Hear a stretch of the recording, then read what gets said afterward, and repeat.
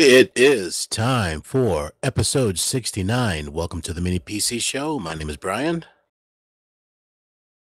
And I am Rich Hughes from the Hughes Compound Southern Command, and you can find me at flyingrich.com.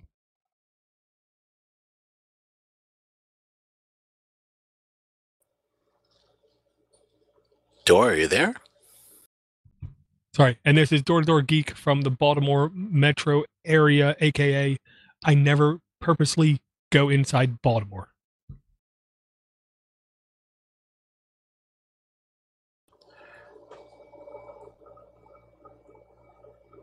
I think we have some complication problems. You couldn't hear me? No, my Audacity doesn't seem to be running. Well, that's okay. I have it re-recording on the server. And you can push record on Mumble on your end also. Oh, perfect. Perfect. Just select Og Vorbis. Is that what you prefer, Dor?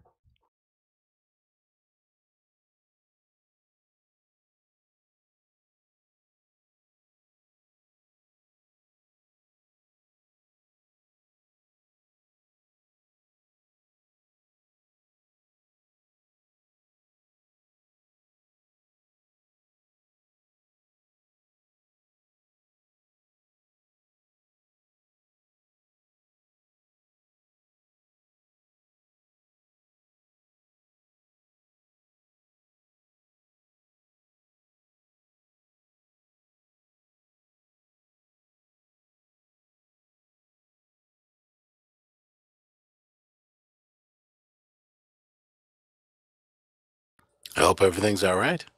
Yep.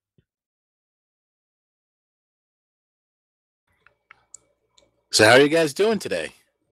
I am good. I am just firing up a Diet Pie server that I did everything basically headless. And so I'll talk about that during the show. Oh, that sounds awesome. I can't wait to hear about it.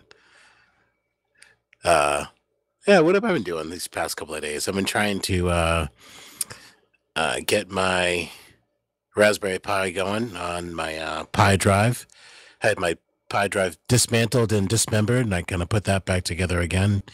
That was kind of a cool little project.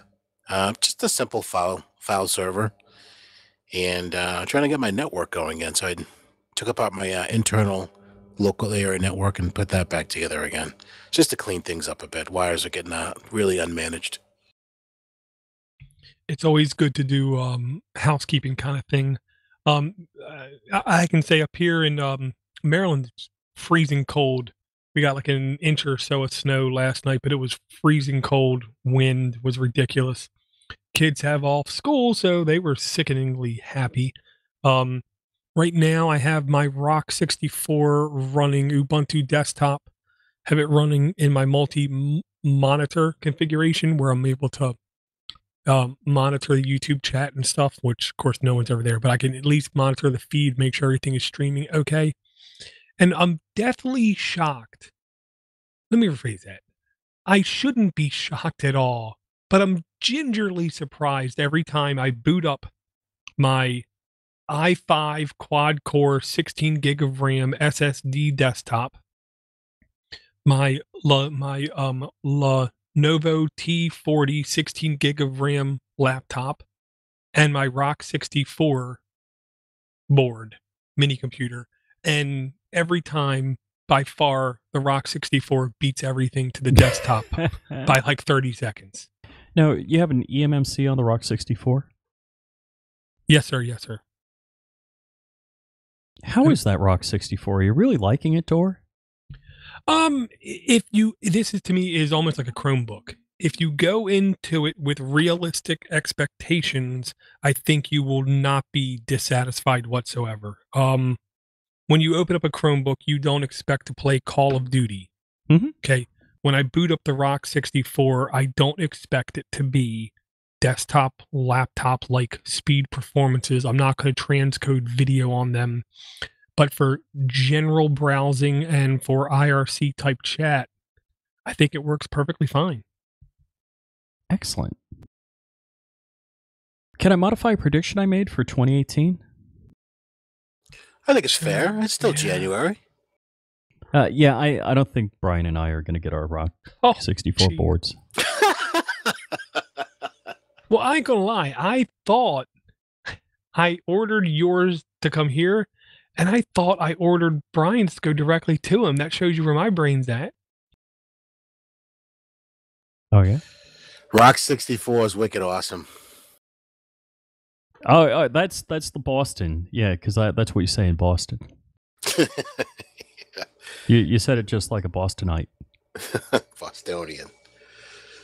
No, definitely. No, the Rock 64 is pretty cool. I'm trying to think, what would I use it for? Bud, what wouldn't you use it for? Media server. I think I'd build another media server. So Yeah. I actually just built another media server. Yeah, I tried to use a Rock 64 a little bit as a media front end, a stream capturing device. And of course, I tried to be fancy and I instead loaded Android TV on it. And I'm still a firm believer Android TV versus Android.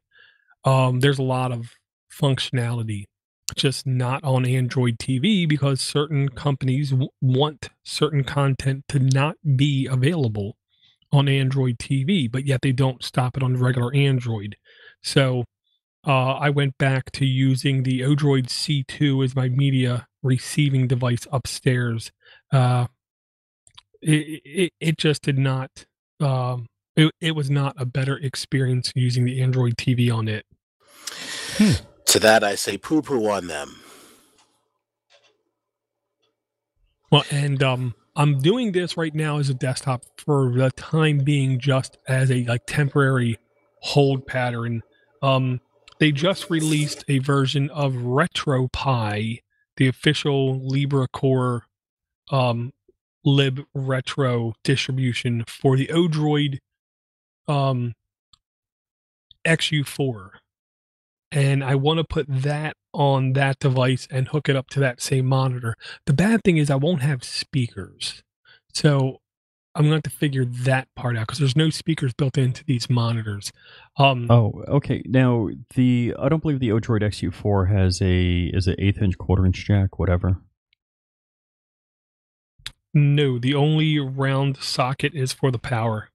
All right. So what you can do, because I did this on the Up Squared, is I don't have speakers on any of my monitors, and it has an HDMI out. I just dropped in a USB audio card and just plugged in some, some super cheapy Logitech speakers. Well, I'm super cheapy, but I'm even more lazy. So what I would honestly do is on Amazon buy like 2 of the $6 USB audio interface dongles and literally plug one into the o-droid with the output coming out of it, one into my normal desktop computer with the plug going into it, and then have it route through my normal devices so I can use my normal headphones. Mm-hmm. Oh, it's pretty ingenious. I gotcha.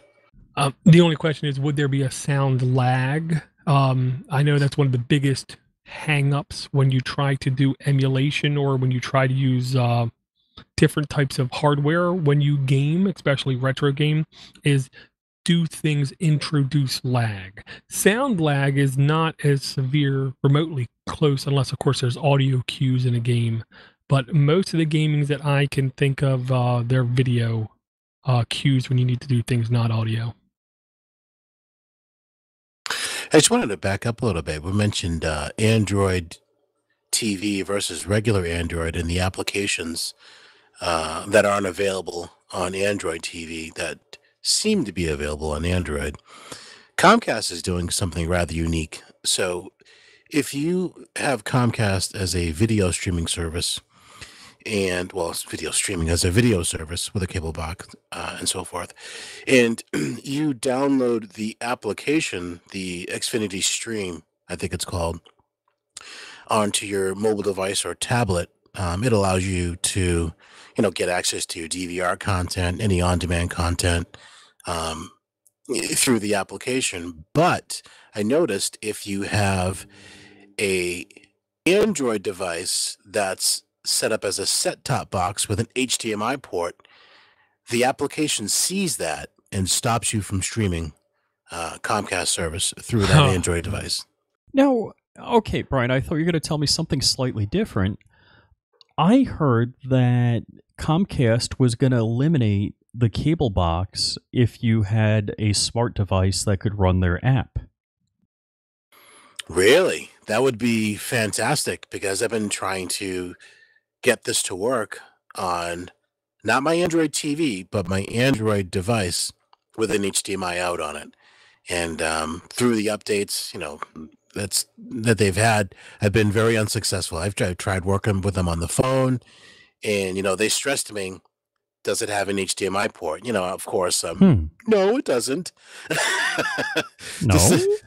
just to see how far we can take this, until they tell me, well, we see it has one, that that kind of thing. It hasn't come to that yet, but I've been really unsuccessful on allowing that to happen.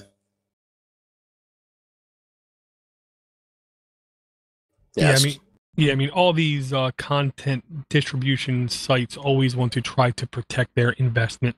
And it's the kind of thing I personally blow hot and cold on the issue. I understand why they do it. If I was in their shoes, I would have to do it as well. But at the same token, damn, I mean, maybe they could just charge me an extra $3 a month or something and let me do these kinds of things, or something to that effect. Because to not enable me to do it, it's just encouraging me to fight even to harder, go to the dark kind side? of thing. Yeah. Well, and here's the whole thing. How many subscription services are you going to have? Now, we pay for cable TV that we don't watch. We have the bare minimum package. We're paying for CRTV.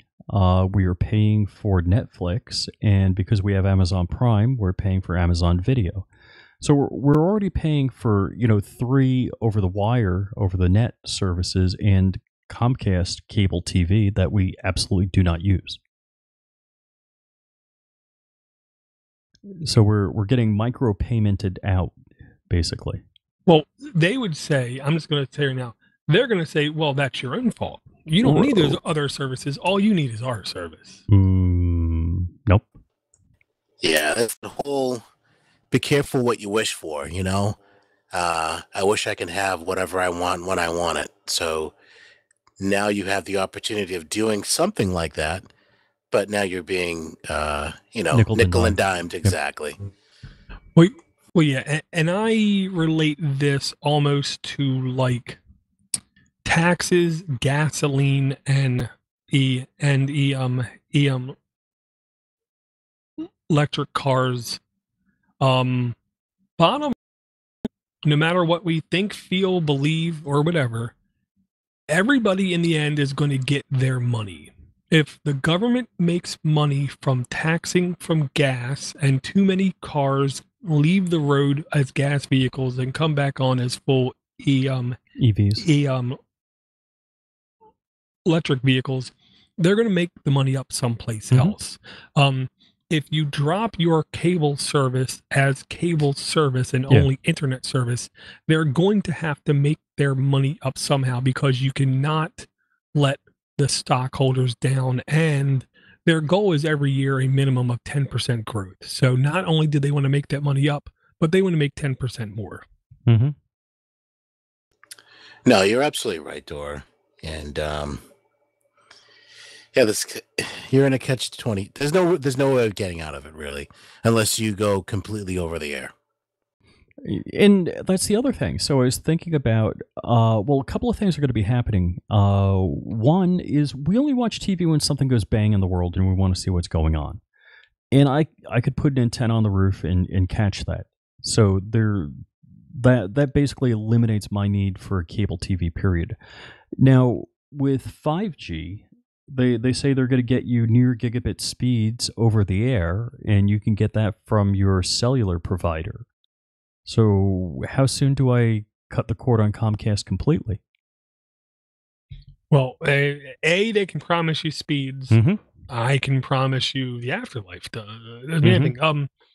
they're never going to be able to promise you latency on those services. But speed.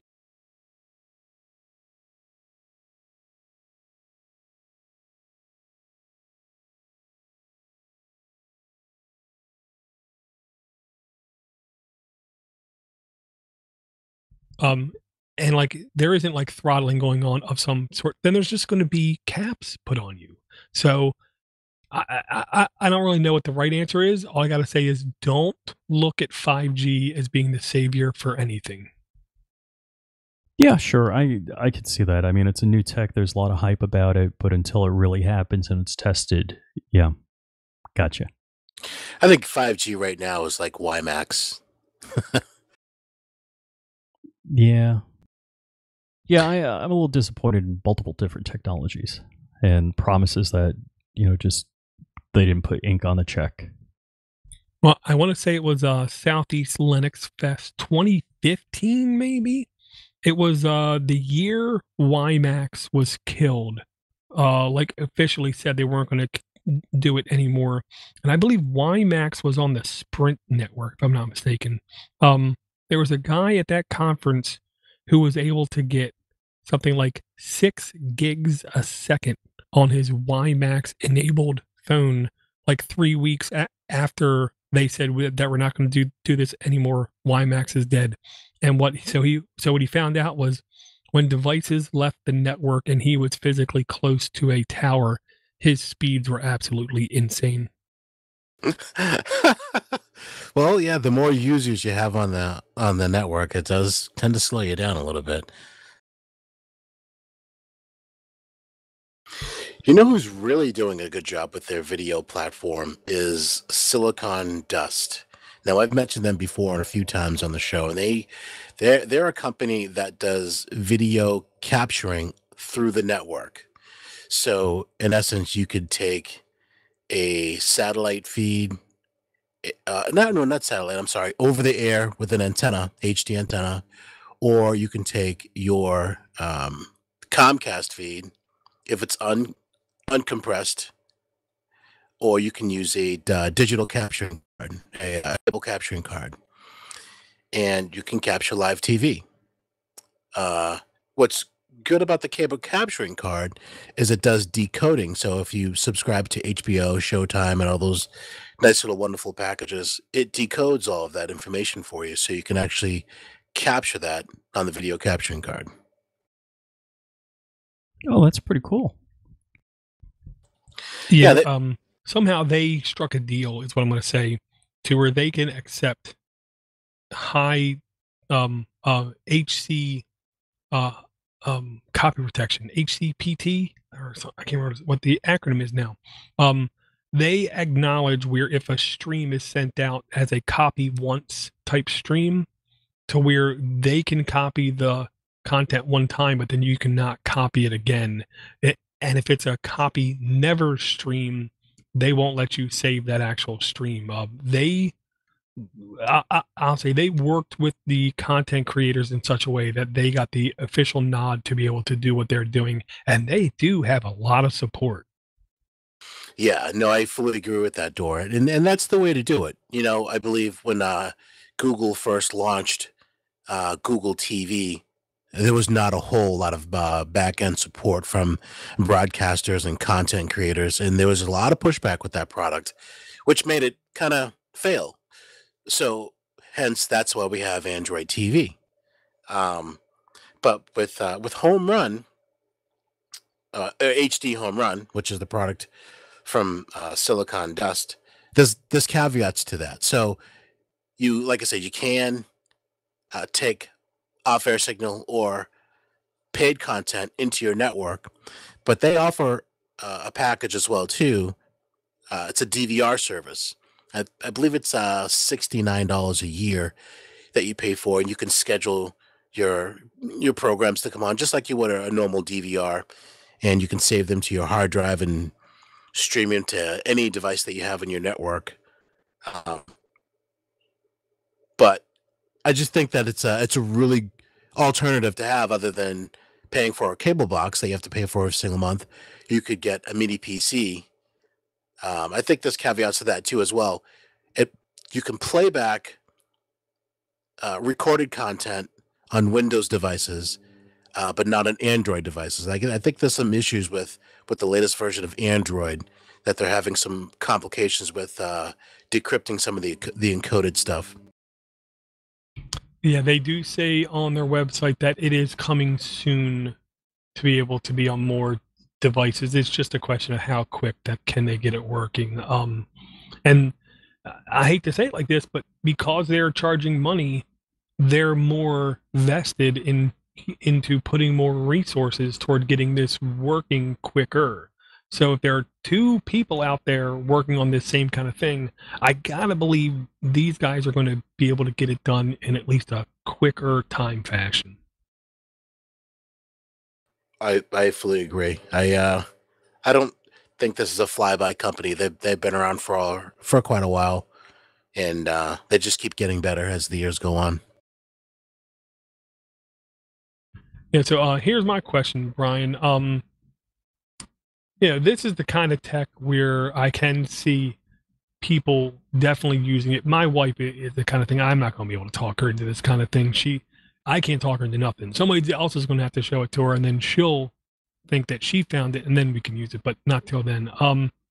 But my question is you seem to follow at least CES a little bit better than I this year. I didn't see a whole lot coming out of CES. Were there any things out of CES that you saw that you wanted to highlight? Wow, that's a really good question. You know, there wasn't a whole lot that really struck me. There was some. It's funny. I know it doesn't really line up with the mini PC show, but there were a few automobiles that I thought were pretty jaw dropping that we're going to be seeing in the market soon. And tell us.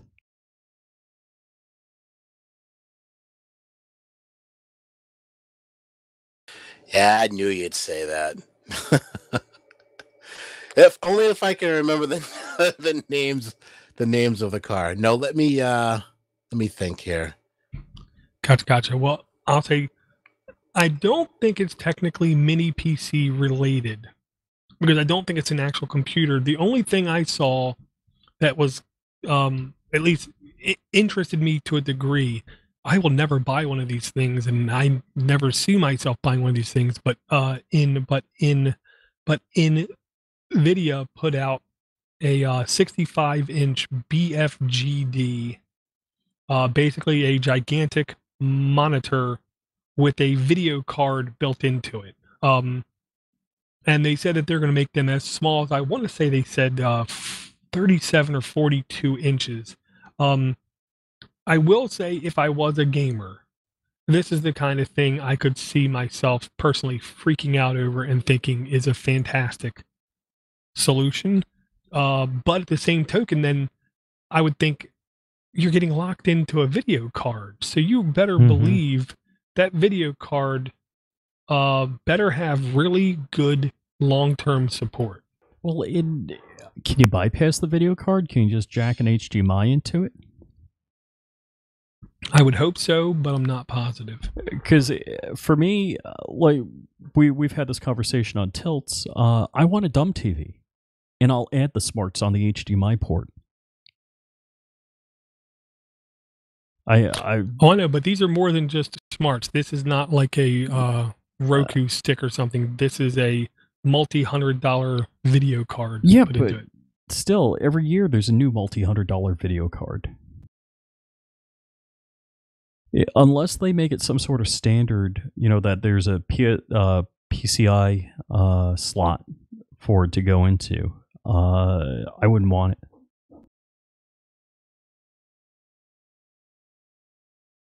That's like me buying an app for today's newspaper each day. Yeah, I never saw actual hardcore like specs about the TV or any mention of it being upgradable whatsoever. which is one of the things that really scares me about it. I don't like buying a combo like DVD Blu-ray player or a anything like that. I want everything separated, like back in the day when I bought a tuner, amp, a stereo. Yeah, I wanted the separate components so I could separately upgrade them, and if one broke, I only had to fix one part. And each one was the best it could be because that's why they were single.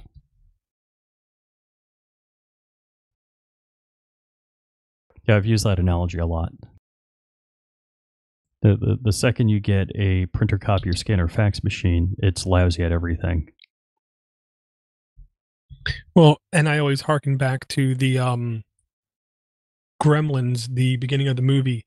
The dad had his miracle device that would Swiss Army knife thingy. Yeah, would shave, brush your teeth, toothpicks, and it sucked at everything. Yeah, you really got to focus on one thing. Maybe two. Maybe. Right. So the car that I wanted to mention was the Byton from Toyota. It's not the BMW. It's not the Fisker. No, the Bite Me. Did you say Bite Me? No, I didn't say. Who names these things? I don't know, but it's pretty good. It's gorgeous. It really is gorgeous. How's it spelled? The Byton from Toyota. It's an EV vehicle, apparently. It's got some pretty good, decent pickup as far as acceleration wise. And what really kind of caught my eye, it's to me, it's gorgeous. It looks Is it like maglev? Because what I'm looking at has no wheels. No. It's not maglev. It's got wheels. It kind of looks like a crossover vehicle with no side mirrors. Got cameras for side mirrors. The dash is, you're looking definitely at the 21st century when you're looking inside the vehicle for the dash wise. But what really caught my eye is that the retail price tag was $46,000 for this vehicle, and what you see, what they're putting into it, does not look like $46,000. It looks more like a Tesla. 68 grand easily. And right, so I could see myself owning something like this. You got to say, there's a screen in the center of the steering wheel, which I'm assuming that screen doesn't rotate with the wheel; it's stationary. Yes. And then the whole dash from like B pillar to B pillar is screen. It's like, curved monitor, basically. Oh, it's so gorgeous looking. Now, is this vaporware or is it real? No, this is real. This is real stuff. Well, honestly, a lot of things that get shown at either the auto show or CES sometimes have a hard time becoming an actual real item. Because it's the kind of thing on paper, everything's running great, but then when they start to mass manufacture, issues might come up. And just really quick mentioning Elon Musk, I mean, that was his problem with the Model 3. When he tried to put it into mass production, he got all kinds of crazy issues. And the state where I live, Maryland, today set him back at least a little bit. He got a official sign off from one of our state agencies to start burrowing one of his test tunnels for his Hyperloop. And today, the Maryland General Assembly let his company know that waiver that was given to him was it was from the wrong agency and put it in the trash. It doesn't mean anything. If you want to dig here, you're going to have to renegotiate from scratch. Woof. Which cannot be good. Which more than likely means Maryland wants more money out of them or something. That's a kick in the place that hurts, especially your wallet. Absolutely.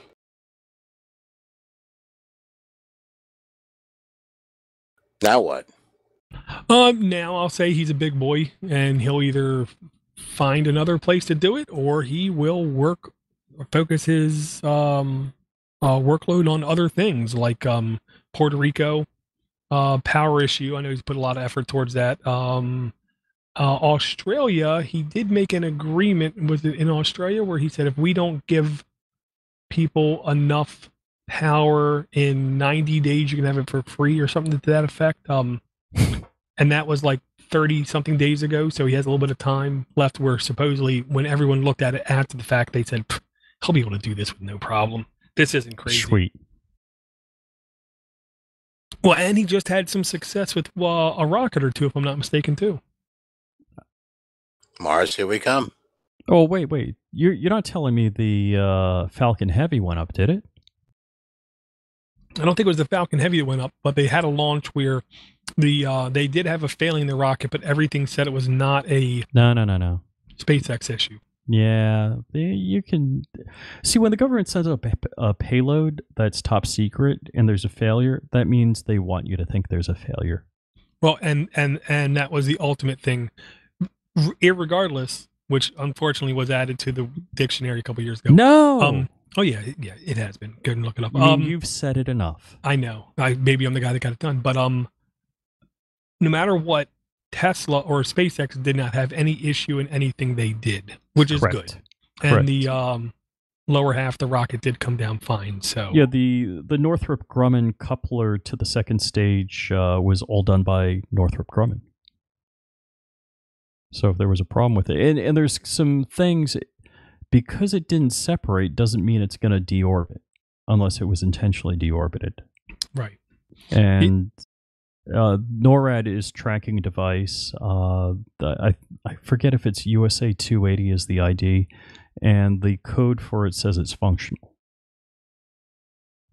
Gotcha. Yeah, and I'll say CES this year to me was maybe one of the most underwhelming CESs in at least recent memory, partially because it seems like no companies now wait for any certain time of the year to let information out, and they just let everything out all the time. It seemed like most of what I saw about this year's CES was Android or Google Assistant or Amazon Alexa embedded in more and other devices. And then Razer showed off some hypothetical laptop dock that everyone agrees will never actually come to market. Yeah, I did actually want to talk about that. The laptop dock there. Yeah, here's the gimmick. They've only sold 50,000 of those phones, which means that they're going to be able to sell 50,000 of those laptop sleeves, which means it's not even worth their time producing it. So, this is the one where the phone is the trackpad? Yes. Okay. Yeah. So either A, they're going to have to make the insert a more generic size to fit other devices and then support other devices, or just not do it, because I don't think Razer can afford to just throw money away. They're not like a Dell. They're not like a HP. They're a little bit smaller. No, but if you look at the video and you see how this thing performs and what you can do with it, the concept makes sense. And to me, I don't know, this could be just the geek in me personally. I think it's a moneymaker. It looks gorgeous. It looks simple to use. It's a great way of tucking your phone away into the device. And how they're using the phone processor in conjunction with the clamshell processor, it's a match made in heaven. So I could see this from something like a Samsung. I definitely wouldn't see Apple doing something like this, but Microsoft maybe. If they were to launch an Android phone, but I don't know. I really would like to see this come to fruition. It just looks so gorgeous. Yeah, I'll say the one main reason why I say it's never going to see the light of day is it would be a combined over $1,000. The phone is, I want to say, almost $700. I want to say it's either high fives or low sixes, and everyone expects this lap dock sleeve to be about $300. What I would like them to do is try to do this, and at least to try it, just to like break the ice, break the glass, make it easier for somebody else to try to do the same thing. It, don't get me wrong, Brian, it looks desirable as hell.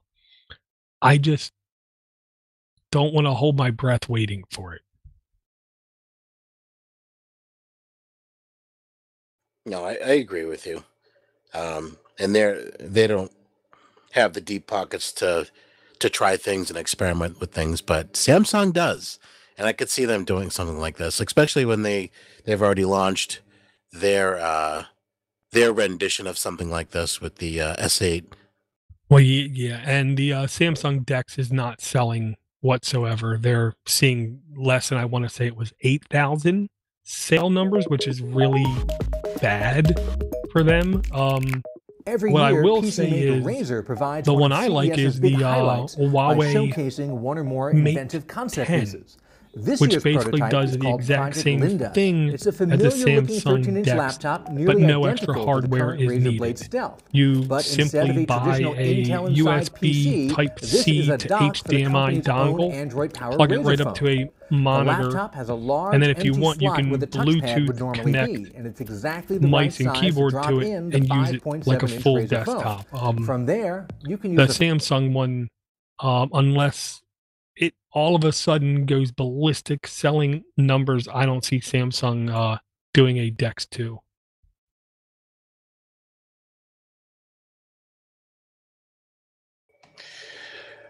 I do. I need to make a correction on the Byton, and if I could say I spoke out of turn. That Byton is a concept vehicle, so shame on me. Sorry, guys. Well, it happens, and I will say, if there is a company that's going to come out with this kind of thing first, it's going to be a Toyota. I mean, we got to remember, Toyota came out with the Prius, and Prius means to lead. It was the first mass manufactured plug in hybrid car out there. I don't expect them to slow down on their pushing the limits kind of thing. In fact, I saw a couple things in the last couple days saying how GM and wow, can't remember the other company have started to leapfrog Tesla in getting close to automated vehicles. And this was the kind of thing that George Holtz proclaimed about a year ago would happen. The closer we get to it, the more that the big companies like GM, Toyota would get a little bit more of a lead on Tesla. But the biggest thing is, while they might get to the finish line first, he firmly believes they're not going to do it right. So they're going to leave plenty of other slack for people to do it better. So here's what I don't understand. There's been all sorts of announcements about GM having a car without a steering wheel. And I can understand if I want to go to the library or something, and maybe it understands how to park in a public space. But when I come to my house and want to park in my garage and there's no steering wheel, or I want to park other than in my garage and there's no steering wheel, I mean, do I have a joystick to manually control it? What's going on there? No, their logic is you don't. Their logic is you get to your house, you get out of the car, and then the car goes and does other things. I'm 99% sure they do not see this as a vehicle owned by people. Ah, okay. So it's Lyft, Uber, whatever, but GM's version. I have to guess that. If not, you're going to have, like my logic is, some sort of physical thing laying in the parking spot or at the head of the parking spot where it knows, here's where I come to park. Uh-huh. And if somebody's other thing is in that same spot, I just don't see an absence of manual control in these things. That's the whole. I can't wrap my head around that. Although I couldn't wrap my head around cord cutting, and I'm, very much so want to be a cord cutter. I think it's I think the term is cord shaving. Yeah, right. Yeah, because for me to cut the cord, I would have to put an antenna on the roof, and I'm okay with that. Ready to do it. Yeah, I will say the cost of LiDAR technology over the last calendar year dropped almost tenfold. Oh, wow. So they're making rapid developments with that. They're making advancement, and they're just figuring out how to make it cheaper and cheaper and cheaper and cheaper. So we're going to get, and I believe now we're going to go into a very hard and heavy, yet gradual introduction into automation, into vehicles assisting us at first kind of thing. But I didn't hear about any of that kind of stuff at CES, and where if this was 6-7 years ago, we would have heard all about it. I will say the Linda project over at Razer does make me want to at least entertain the idea of the Razer phone yet again, because I know if I get the phone, turn the resolution down, turn the refresh rate down on the phone, I'll get like a 20 plus hour battery life out of that thing. But I just cannot at this point in time justify spending even more than $300 on a phone. And this is a guy who hosts a show called Android App Addicts, and I won't see myself ever spending that much on a phone just because I know what these things are actually worth. And I appreciate companies wanting to make profits, but they're not going to make them off of me. Yeah, they make them off me, my wife, my daughter.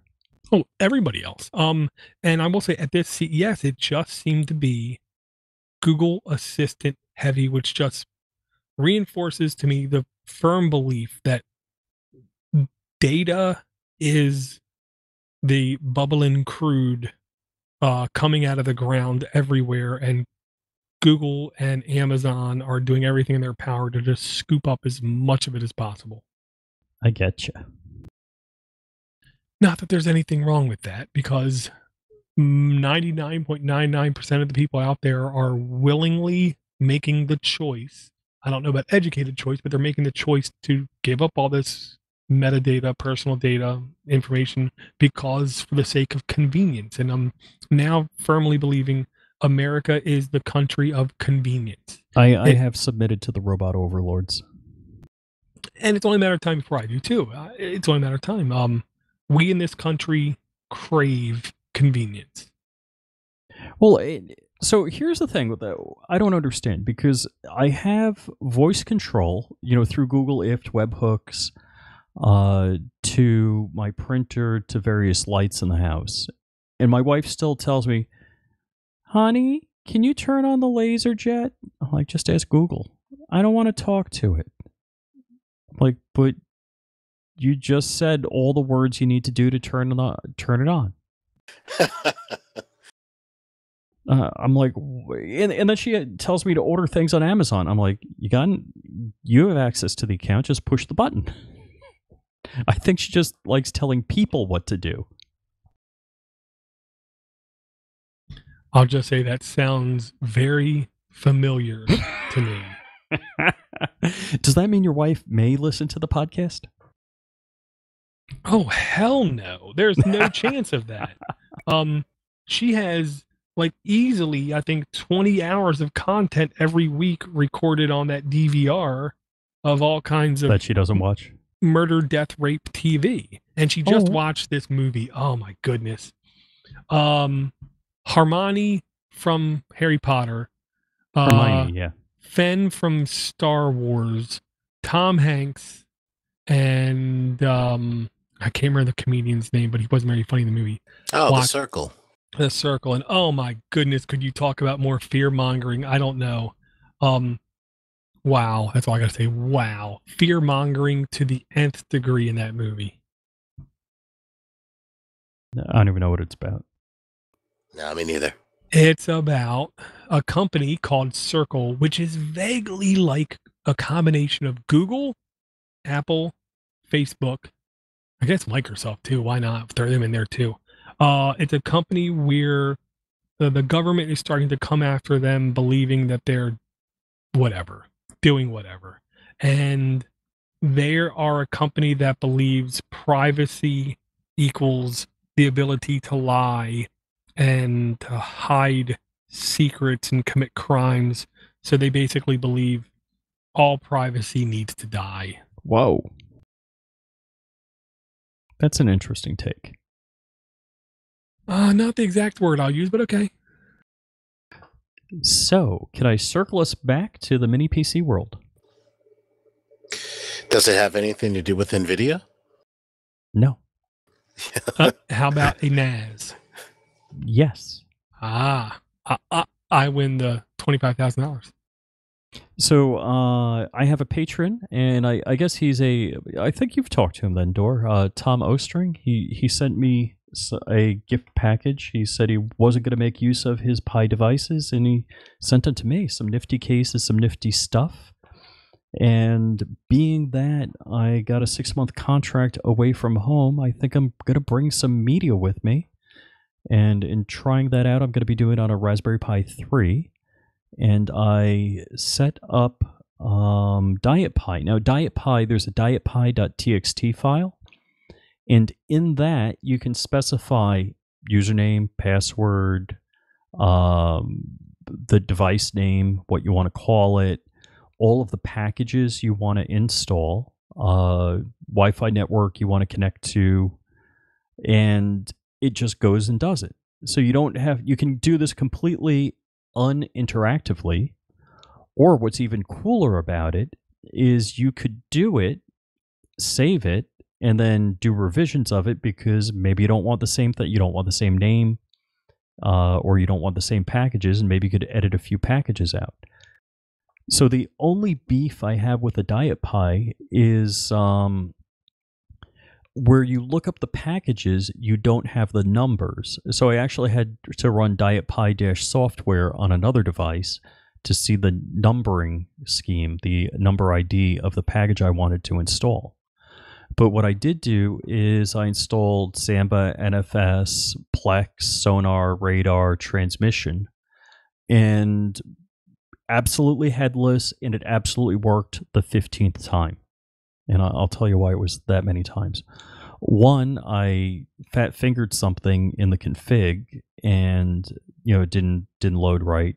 And two, I had to reformat the micro SD card. So nothing was working right until after I reformatted the micro SD. And I noticed that I'm using Home Automation Assistant. This is kind of a side topic. And I was experimenting with I got basically my dev and production of Home Automation Assistant, and I was just trying something else out.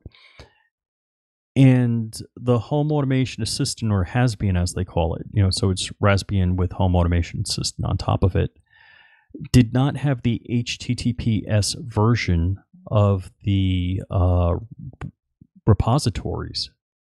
So I thought it was not having a network connection at the time when I was having network issues with my network, my LAN.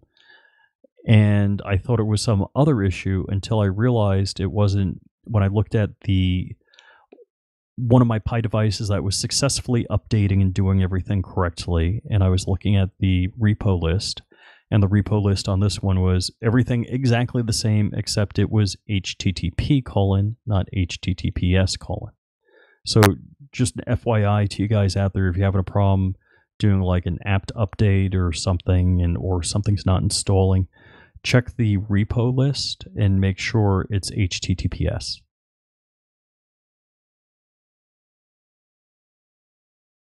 So the short and the cool of the Diet Pi is the dietpi.txt file worked wonderful. It takes a long time, when you specify a number of apps to install. But it's nice because there's no interaction. You just give it all of the information and goes and does it. And now it's, repeatable. I was going to say replicatable. It's repeatable that the next time I do a Diet Pi install, I have all of that, and basically I can comment out the lines that I'm not going to use or add them in. My question is do you know where to get the installation ID numbers? It looks like I found the template for that text file from 4D over at GitHub, FOURDEE, for the dietpi.txt, but I don't seem to be able to at least easily find the ID numbers and what they relate to. Yeah, likewise, I couldn't easily find it, so I just, on another one of my devices running Diet Pi, I just ran Diet Pi-software, and that's where I pulled the numbers from. Also, basically, with each version of DiPi, those numbers might shift a little bit. No, they're the same. Oh, well, that's good. But on the DiPi website, I couldn't find the numbering to be next to the apps, and I don't know if they just need to update that stuff or what. But no, the numbering is consistent. They don't renumber between versions. Okay, I did find a link to DiPi.com, PHPBB, view topic, blah, blah, blah, blah. In the notes, will be in the notes, where it does look like somebody actually did parse Number all out of the apps. Yeah. Where it looks like it parses everything out and shows you the ID number and the name of the application and at least a little description of it. So if you guys, being mini PC type people, were going to be on a consulting assignment away from home for 6 months, what would you bring with you?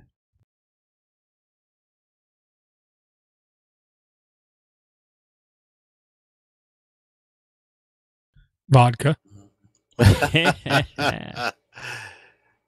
Look, it's not like I'm going to the Middle East. There's going to be vodka available where I am. I would.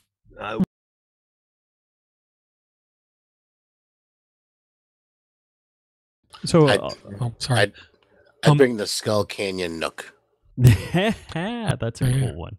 Yeah, I wouldn't be as concerned with what I'm bringing. I would be more concerned about shoring up, making sure I have systems in place at home that self-reset, self-reboot kind of thing in case I need to get into things at home on a given notice and not wanting to call up somebody and say, hey, can you do me a favor? Go in here and unplug and replug back in. Yeah, you know what? I've done a bit of that. I kind of neutered the complexity of my network, and so the backyard access point I powered down. I was running Pi-hole for a while, and I changed that. I pruned that out of it because it requires one Pi device to be up before the router is to work on the connection. And when I was having those issues, the access point for the backyard was handing out what the gateway was, and it wasn't the gateway off the network. It was the gateway from that access point to the network.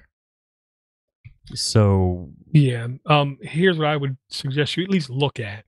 It's going to be in the notes. It's from the website is called snapav.com, and the actual product is called a Watt box. What this essentially is, it's like a surge protector, power suppressor, UPC type appliance, but it's a smart appliance where you plug all your devices up to it, and then you can remotely control and you can set automatic routines in this device to say, if there is a power outage, reboot this thing first, then wait 30 seconds, then reboot this thing, then wait 30 seconds, then reboot that thing. It also allows you to remote into it and manage things independently. So if you have a piece of hardware that's not acting right, you can power cycle. You can power cycle it off-site. Okay, yeah, I do have, like, I don't know if it's a 4-port or 5-port box similar to that, maybe not as fully functional, but I do have, it's basically a remote switch. And it does have some scheduling. I think it has a cron daemon or so. Gotcha, yeah. I'm a big-time fan of this idea, and there's no better way, at least for me, to tell you how big of a fan I am of this. I actually tried to contact them and see if they wanted to be a sponsor on this network.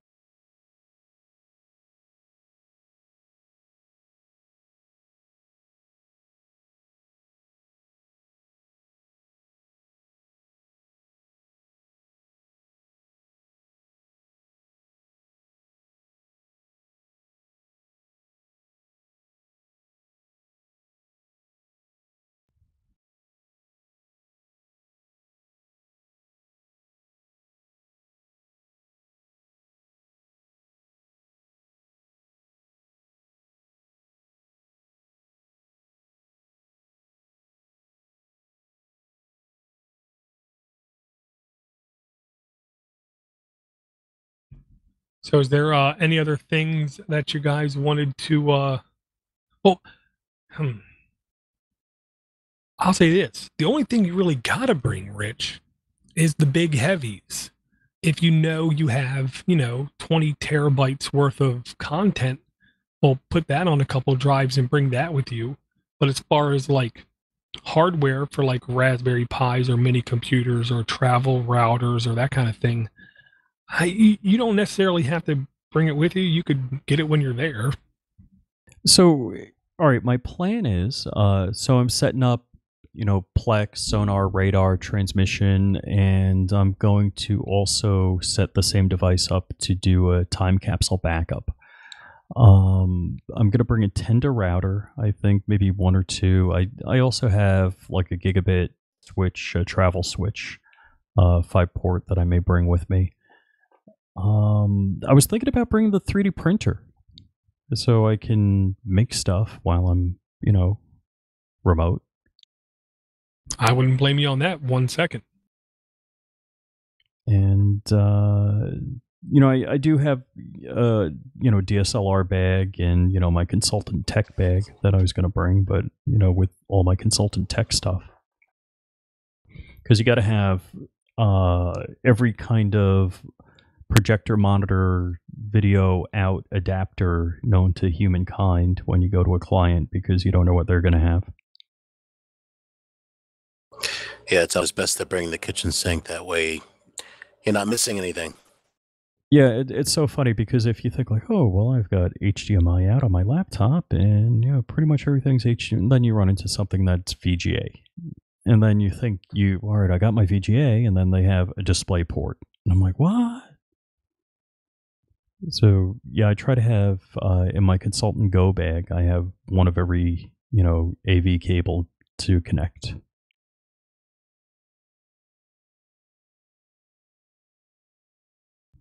Gotcha. Yeah, the only follow-up thing that I wanted to bring up before we were done was about Meltdown Spectre. I was at least moderately wrong in some of the things I was assuming last week. There is some level of ARM vulnerabilities. Okay, Meltdown appears to be only on Intel chips. That's just Intel.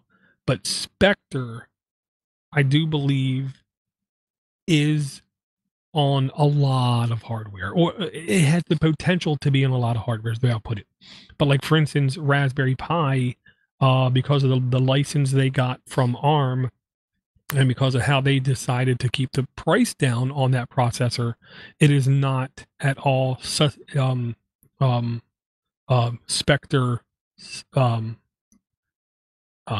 vulnerable, is what I'm going to say. So while ARM is not completely safe, I will say also, I still haven't heard of any actual exploit on any platform yet.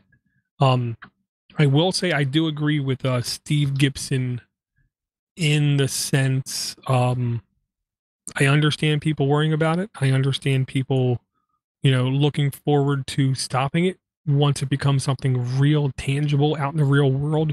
But for now, don't over prepare yourself and do all kinds of crazy things to stop it. I will say the latest episode of Security Now was basically called Inspector. I'll try to make there's a note in the notes for it, where Steve Gibson goes.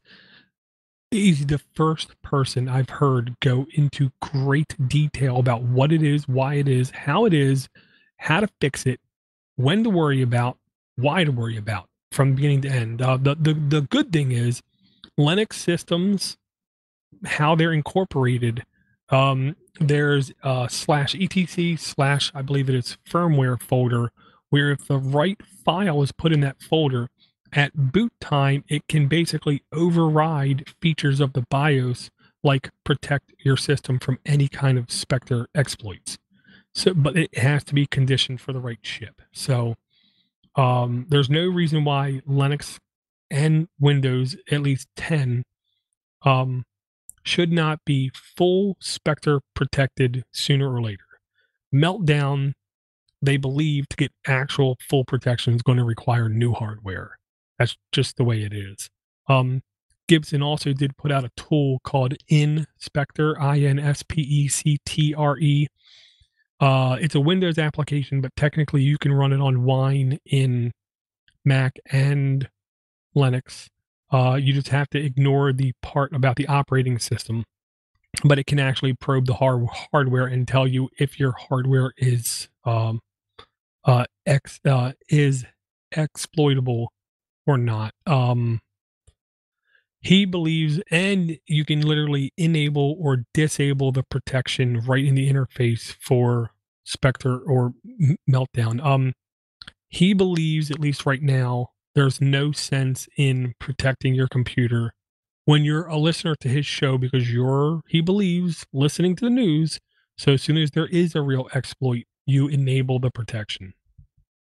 And so I had somebody ask me about this, another sysadmin type person, and I said security begins at your firewall and also between the keyboard and the chair. And if you're smart about that stuff, you're not going to have problems otherwise.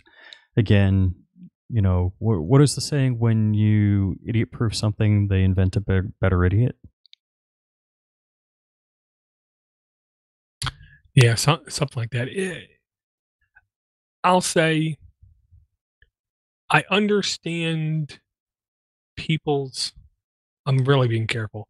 I really do understand people's concern about this to the nth degree. It's great to be concerned. It's great for people to be more informed. But sometimes the people who seem to be worrying about it the most are the people who you don't want to even know that it exists, because they're not going to make the right choice when it comes to security. Right.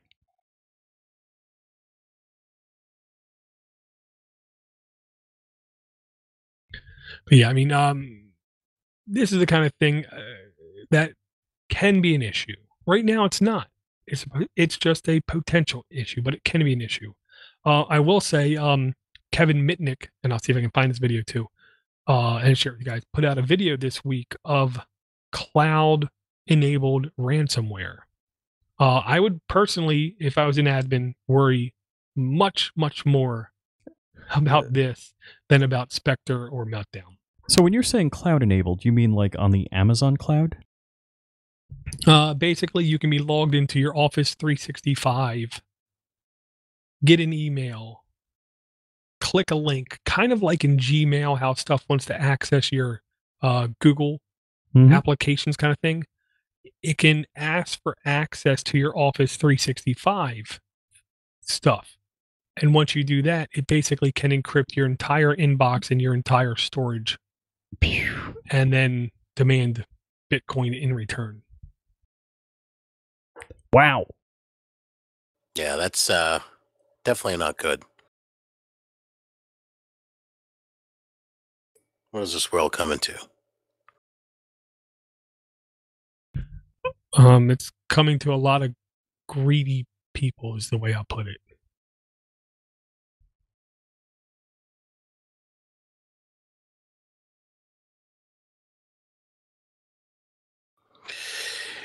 Hey, did you guys look at the Zotac? Zotac has a new box from CES. Actually, I stumbled upon that looks pretty promising. AMD Raven Ridge APU. It's the Zotac MA55-1 mini PC. I always have much love and admiration for Zotac, but looks cool. I'm looking at the link now.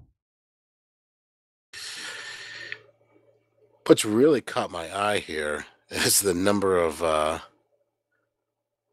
peripherals that you get with this thing. The 4 USB 3.0. Wait. Can I throw on the brakes for a second? Yeah, the AMD Ryzen processor, Ryzen, is that like the hexacore, octa-core, dodeca-core? What is it? Isn't that the, some super high-end multi-core? I believe you're absolutely right. It looks like 11 core They have an 11 core option and an 8 core option. Ooh. All right, this thing got sexy. I'm trying to figure out the dimensions of this. Bigger than a sandwich. 2 HDMI 2.0 ports on the back, display port, 4 USB 3.0, and USB-C with 1 gig NIC. Now, how do they go from 8 cores to 11 cores? It's actually basically 12 cores, but one of the cores basically they turn off, disable. It's the lowest. Lowest how can speed. I put this right? Not speed per se, but the lowest quality core in the die they basically disable. So this is basically a 12 core that's just no good. Well, Doesn't meet the standards. I wouldn't say that.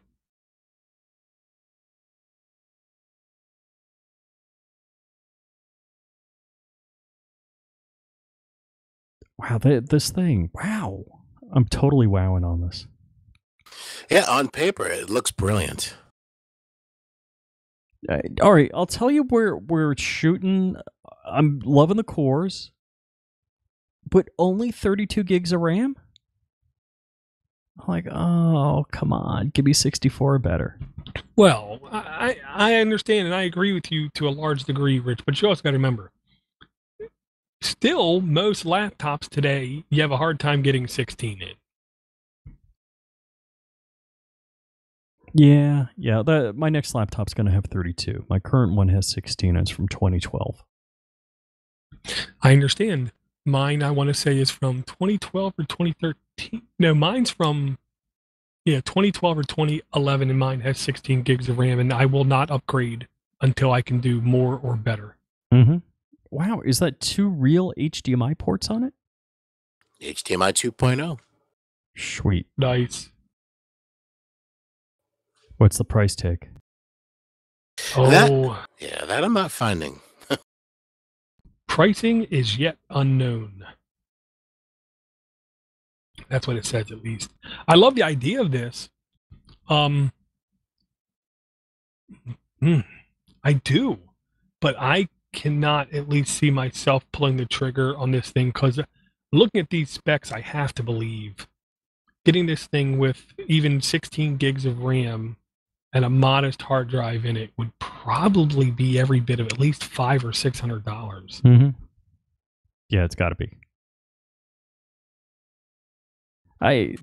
I'll tell you what, I can't see even if I had the money, the difference between 8 CPUs and 11 CPUs. I mean, we're talking 1100 megahertz to 1250. I mean, that's a little better, but I'm not sure how much it's going to matter. Yeah, I'll say to me, the only failing with this device, I'm okay with 32 gigs of RAM, Rich. I'm honestly okay with 32 gigs of RAM. I'm okay with it. I'd love more. To me, the only failing is it doesn't use USB Type-C for power. Why would that be a fail? More plugs and more stuff you got to carry with you. I would love to be able to slap this in my backpack, take it with me to where I'm going, and use the same type of connector I use for my phone to power it. Well, I'll tell you what I realized is I got 2 of the Qi, whatever, the wireless charging pads? Qi. Yeah, sorry, that's it. Okay, that's how I say it then. Anyhow, the cool thing about that is any device that is capable of the Qi, you don't need the wire for. So I'm like, oh, is it the USB-C or is it the micro B or is it... I don't care anymore because I drop it on there and if it's got the back plate or whatever, or if it's built in that it wireless charges, it charges, which I think is freaking great. You know, it's kind of like gasoline going into a car. You don't care what car it is. It's just gasoline. Yeah, and like a lot of phones are going Type-C and a lot of laptops are going Type-C as well. And if this would have went Type-C, it would have been one of those niceties, not something fantastic, not something that make me run out and buy, but something that I see reinforces my belief that this is really an easy device to move around. Because if you want, to me, the main reason to have something this small is so you can have it down in your office, unplug it, connect it to the TV if you want to do some mild gaming on it, or unplug it, take it to work if you want a second computer that's not connected to their network. Or, you know what it'd be great for? Is if you're a consultant and you're going to be living out of a hotel room or something like that for a period of time. Boom. There you go.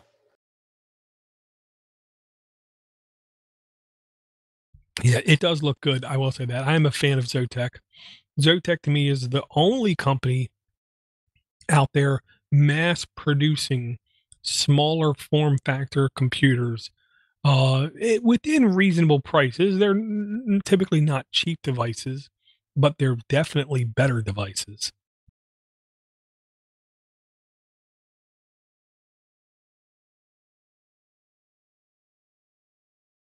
I saw a news article the other day that I know this shifts gears a little bit. That Facebook is going to be launching a standalone VR headset that does not require a phone, and the starting price is $199. What do you guys think about that? Good price. I think they already have, because they bought not Vive, they bought the Oculus Rift, so they already have. Yeah, I saw. This was an October article, and I think the launch date was 2018. I'm not too sure what date that's going to be. But yeah, I mean, Facebook already launched the Oculus Rift basically, and at CES, Lenovo and somebody else showed off standalone VR headsets where you don't need to put a phone in them. I'm gonna pull this gun out on you here. I believe VR onto itself is never going to be enough to sell anything in mass numbers. I think it's a good ad hoc thing, but I don't see it being the thing to actually get enough people out of their seats and to buy things. I'll put a link here in the Mumble chat, and I'll add it to the show notes. Nintendo today announced Labo, Labo, Labo. It's basically a la Google Cardboard, yet for the Nintendo Switch, where you take the Switch apart, 3 different parts, screen, 2 controllers, and you put each of the devices into separate entities. Like there's an IR camera in the one, and what you do is you basically hook this up, and you can turn a piece of cardboard into an actual playing piano because it can see the individual keys coming down. There is one where it's basically like a robot, where there are strings going from your feet to a backpack made out of cardboard, strings from your hands to the backpack, and a IR sensor seeing the strings moving inside the backpack, and then you basically put the screen on your, like a mask, and you have a VR type experience.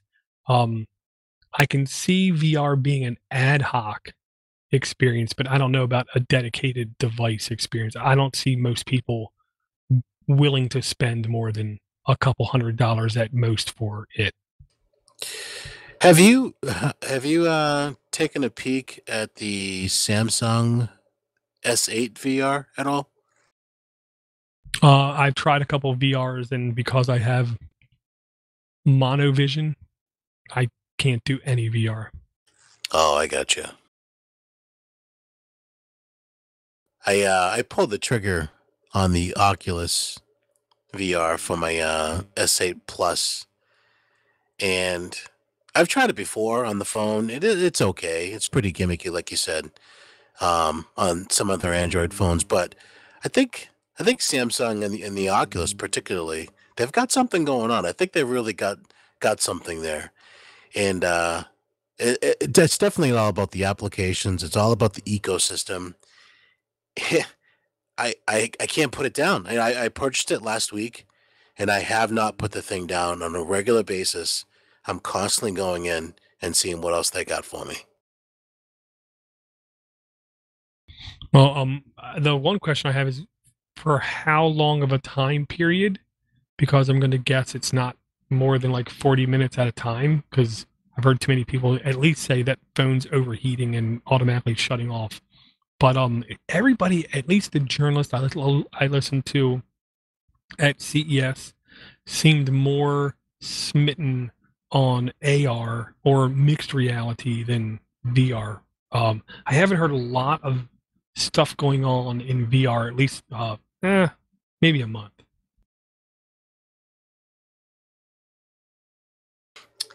I would say I could sit back and I've done this already. I've sat back and watched a couple of movies, some videos and things like that. Played a few games. I didn't feel exhausted. I could see, the liner that touches your face getting a little, greasy and tired after a while. You'll have to replace it, but I don't experience too much stress on having it on for long stints at a time. Like a 2-hour movie? Oh yeah. Oh, well, then that's a long time because I know at least Samsung S7, I want to say last generation, most people, once you won above 30 to 40 minutes, you would get a warning on your phone and it would automatically turn off because of heat issues. Since the newer phone, I've only heard people saying, oh, there's some cool games on it. And they haven't really said anything else, just that. Oh wow. I actually I did have, like I said, VR on another phone that was the LG, and that definitely did exactly what you said. Gave me a warning, overheated, and shut down. I haven't had any heat issues with the SA Plus at all. But I am taking a look at this Nintendo Labo, if that's how you pronounce it. That looks pretty awesome. I think my son would go head over heels with this freaking thing. Excuse my language. Well, I'll say this real quick. The only reason I think Nintendo might see success with this is because it's Nintendo. I think if any other company would have put this out, I don't think they would see a lot of success. And the only reason I can see this actually being successful, to be honest, and if you don't know what we're talking about, you got to watch the video. It's very difficult for me to explain this, but I can see the making community going absolutely ballistic, 3D printing their own enclosures for these devices, playing these games. Thus, when you do like the robot game, you can look like a Mecha Warrior or Optimus Prime or whatever. And with like the racing game, you can make it look like a Harley Davidson or just all kinds of little nuanced things. People making it their own. Yeah, this adds creativity, engineering. It just brings what you got to the table.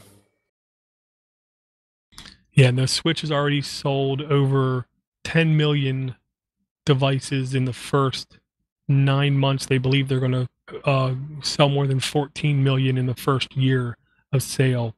So that's the kind of thing, even if 5%, 10% of those people buy this, I think they'll still consider it a success. I think their main goal for this is not to actually sell a lot of items.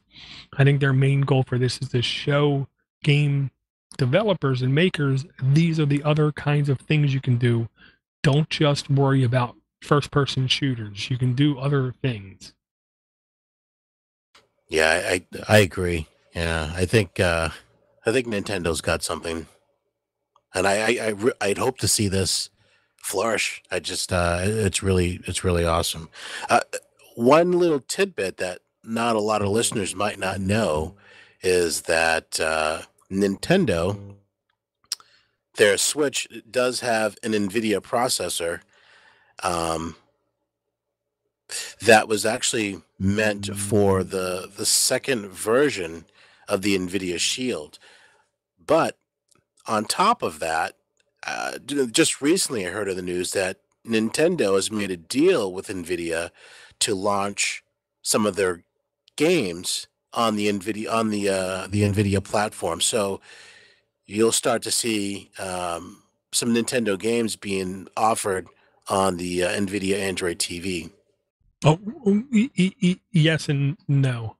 They're only going to sell those games inside of China. Oh, China's been a very hard market for Nintendo to get into, so that was the way they figured out how they could get into it. And the chip is a weird chip, only because the NVIDIA Tegra K3, I think it is, or T3, still hasn't came out yet. This is the chip that NVIDIA's been touting for now over a year, which people thought was going to be inside of the Switch, and it isn't. Once that chip comes out, it supposedly is much easier to program for and like 3 to 10 times more powerful. It's almost insane how powerful that next generation chip is. The chip that's in the Switch is actually not crazy powerful.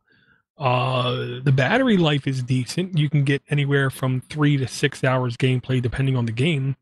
And it isn't like a 20,000 milliamp battery in it. So the chip in it isn't crazy powerful, but the gimmick was Nintendo did not create the software development kit for the system. They actually handed all that over to NVIDIA and said, you make the SDK, let us have input into it.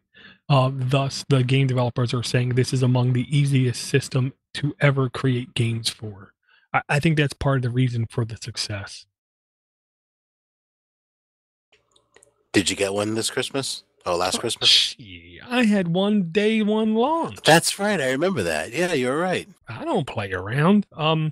And my son, I made the mistake of showing him this video today, and he went berserker. I definitely got to show my kids. Yeah, we got a couple. I got one for the girls and one for the little boys. Smart move. Yeah, I will say the other thing why I like this Switch is the more it sells, the more market share is diversed away from Intel, dare I say, encouraging competition and thus hopefully driving the price down of future NVIDIA research, development, products, everything else, thus hopefully making products for the everyday consumer better in the long run.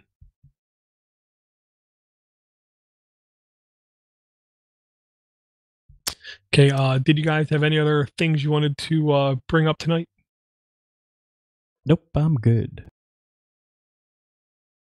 The only thing I'll end with is just a mention. I'm not even going to put it in the notes. Tinkerboard S. The Asus Tinkerboard S is coming out. To which I'll just say, I guess they didn't learn because they didn't sell a whole lot of the first one. What do you mean? They didn't. I want to say the official number was something less than 20,000 total boards. This board is once again non-sensational. Minor improvements.